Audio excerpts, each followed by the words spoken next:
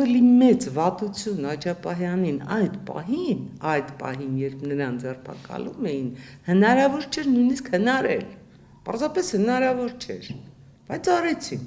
ինչի համար արեցին, եւ ով արեց։ Գիտեք, ես տպավորությունն եմ, որ քաղաքական դաշտում դեռ վխտում են մարդիկ, որոնք եթե հանկարծ այս պահին ինչ-որ հրաբուխ ժայթքի, ասենք Լոռվի մարզում, գալու են ասեն, այ ինձ ընտրեք վարչապետ, ես կկանխեմ այդ հրաբուխ այլևս չի ժայթքի։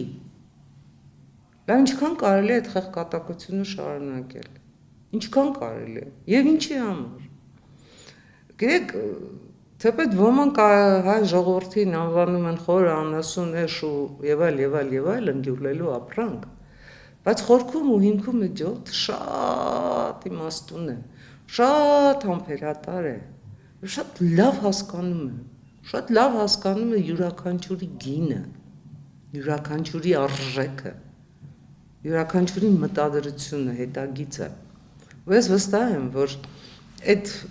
ամեն ինչը հասկանալով 2026-ին ժողովուրդը գնալու է իսկապես ճիշտ ընտրություն է անելու։